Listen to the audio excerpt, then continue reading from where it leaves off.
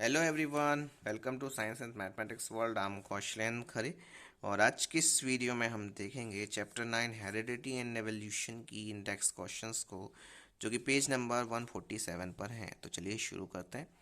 इस पहले क्वेश्चन में लिखा है कि how do Mendel experiment show that traits may be dominant और रिसेसिव।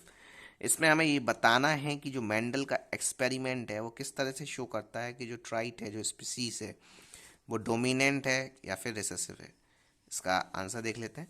इसके आंसर में है कि the trait which appears in all members of F1 generation and also in 75% numbers of F1 generation obtained by self fertilization of F1 generation is dominant character। इसका मतलब है कि ये वो स्पीसीज जो कि एपियर्स होती है किसमें, सारे मेंबर्स में, जो F1 जनरेशन के सारे, जो मतलब वो कैरेक्टर समझ लेते हैं, जो सारे मेंबर्स हैं जो F1 जनरेशन, मतलब जो जनरेशन आ रही है आगे की, उसमें सारे कैरेक्टर्स उसके हैं। और वो 75% है नंबर में, जनरेशन में, F1 जनरेशन में। और उसको बोलेंगे, और वो सेल्फ फर्टिलाइजेशन से होती है F1 जनरेशन में, तो उसी को डोमिनेंट कैरेक्टर कहेंगे। अब the trait which is not appear in F1 generation, जो क्या है कि कोई ट्राइट है जो F1 जनरेशन में अपियर नहीं हो रही है, बट आफ्टर सेल्फ फर्टिलाइजेशन, और सेल्फ फर्टिलाइजेशन के जो होता है F1 जनरेशन में, उसके बाद जो रीअपियर्स ऑफ F2 जनरेशन, वो दूसरी जनरेशन में हो जाएगी, उसको बोलेंगे रेसेसिव। अब इसे तो F1 F2 आपको समझ ही में नहीं आया होगा। मैं आपको थोड़ा सा एग्जाम्पल देके समझाता हूँ कि जैसे आपको एक ट्राइट है, कोई स्पीसीज़ है, और उस स्पीसीज़ के में जो है वो सारे, जो उसकी जो नेक्स्ट जनरेशन आ रही है, मतलब उसके जो नेक्स्ट वो, जैसे आप एग्जाम्पल ले लो एक मटर के पेड़ का। मटर के पेड़ में क्या है कि आप यदि उसके जो मटर के दाने निकलते हैं, ठीक है, और वो उसके क्या हो गया, उसकी दूसरी जनरेशन आ गई ना मटर के दाने की, तो उसके जो सारे दाने हैं वो एक ही से हैं, ठीक है। और वो कितने हैं, और उसमें उसके सारे कैरेक्टर्स हैं, जैसे उसमें पहले वाली उसकी जो स्पीसीज थी उसमें है, तो वह सारे कैरेक्टर्स उस मटर के दाने में भी हैं। वो 74% नंबर में है उसकी सारे कैरेक्टर्स में, और वो अपने आप पैदा हो रहे हैं सेल्फ फर्टिलाइजेशन से, ठीक है। तो उसको कहेंगे कि भाई ये वाले जो कैरेक्टर्स हैं ये डोमिनेंट्स हैं, ठीक है। जैसे अब इसे आप एक एग्जाम्पल में भी ले सकते हैं कि भाई एक मेल फीमेल के एग्जाम्पल में, कि भाई यदि आपके कोई जनरेशन है, उस जनरेशन में कुछ लोग हैं, तो उनके यहाँ के जो कैरेक्टर्स हैं, कुछ कैरेक्टर्स हैं, वो आपके जितने भी उनके बच्चे हुए उन सब में वो कैरेक्टर तो है ही है, ठीक है। और है ना, वो सब में सबसे ज़्यादा उसमें कैरेक्टर, वो वाला कैरेक्टर सबसे ज़्यादा है, तो समझ लो क्या है, वो कैरेक्टर डोमिनेंट होगा। और जो नहीं होगा वो कैरेक्टर, तो वो डोमिनेंट नहीं होगा, रिसेसिव होगा। डोमिनेंट मीन्स होता है प्रभावशाली, रिसेसिव मीन्स होता है जो कम प्रभावशाली, ठीक है जी। ये थोड़ी से अलग प्रकार के क्वेश्चंस होते हैं, ठीक है। अब बढ़ते हैं हम क्वेश्चन नंबर 2 की तरफ। इसमें लिखा हुआ है how do Mendel experiment show that traits are inherited independently.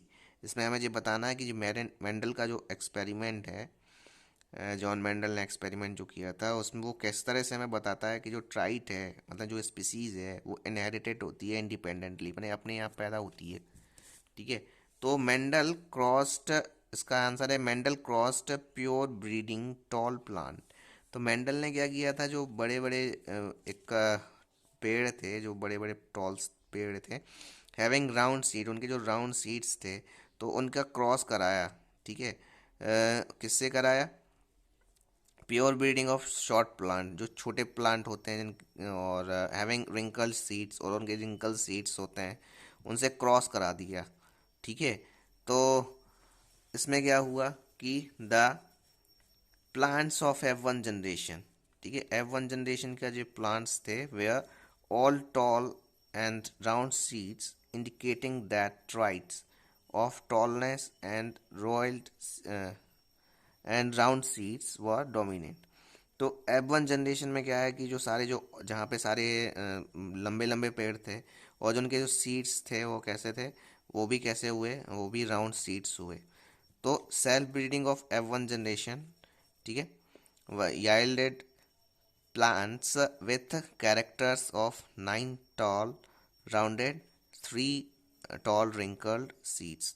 ठीक है, तो आपके जो F1 जनरेशन में क्या हुआ कि जो 9 टॉल पेड़ हो गए, ठीक है, और है ना जो राउंडेड और मतलब 9 टॉल पेड़ हुए और उनके जो सीड्स थे वो कैसे थे, राउंडेड थे।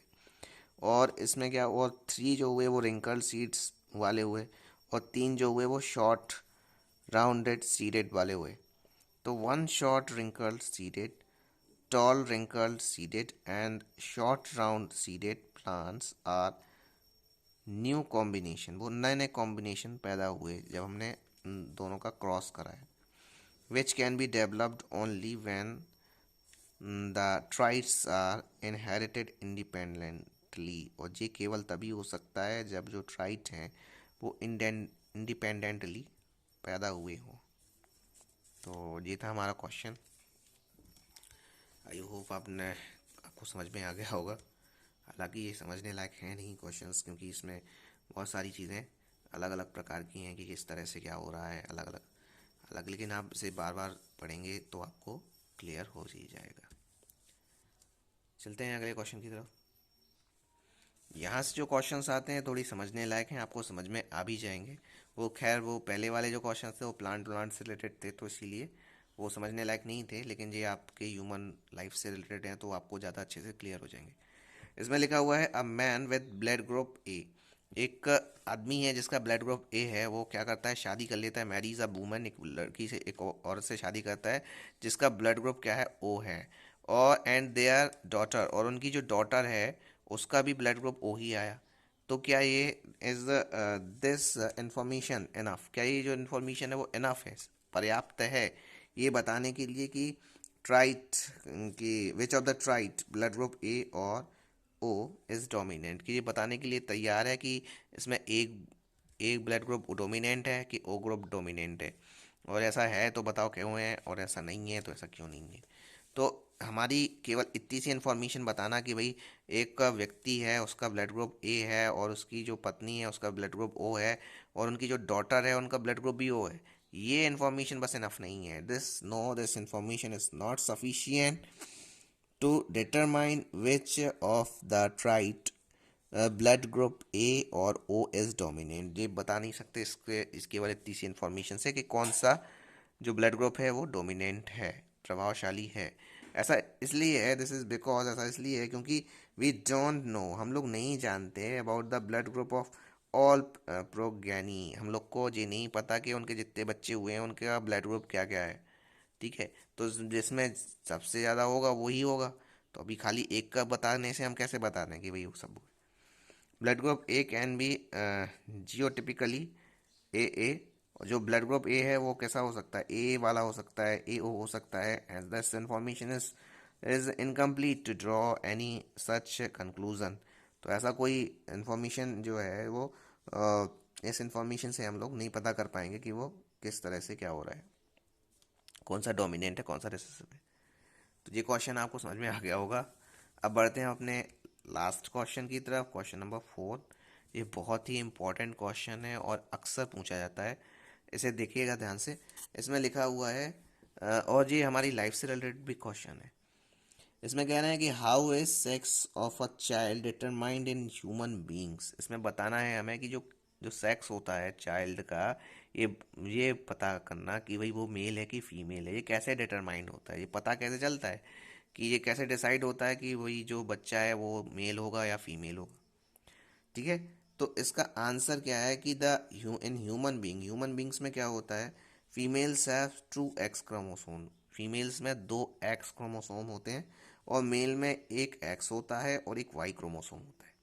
ठीक है, फीमेल में दोनों एक्स एक्स क्रोमोसोम हो गए और मेल्स में क्या है, एक एक्स क्रोमोसोम है और एक वाई क्रोमोसोम है। और therefore the female are X X and जो मेल्स आर एक्स वाई, तो जो फीमेल है वो क्या हो गई, एक्स एक्स हो गई, और जो मेल्स हो गए उनको एक्स वाई बोलेंगे हम। जब the gametes as we know receive half of the chromosomes, जो गैमीट्स होते हैं वो आधे माँ के मेल मतलब फीमेल के क्रोमोसोम्स लेते हैं और आधे लेते हैं मेल्स के। ठीक है, तो male gametes have 22 chromosomes. Male gametes के पास कितने होते हैं? 22 क्रोमोसोम होते हैं। और एक होता है आइदर एक्स वाई क्रोम और सेक्स क्रोमोसोम। ठीक है, इसको बोलते हैं, जो एक्स वाई वाला होता है उसको सेक्स क्रोमोसोम बोलते हैं। और type of male gamete 22 plus x, 22 plus इसको वाई लिख लेंगे यहाँ पे, 22 प्लस वाई हो गया, ये मेल का हो गया।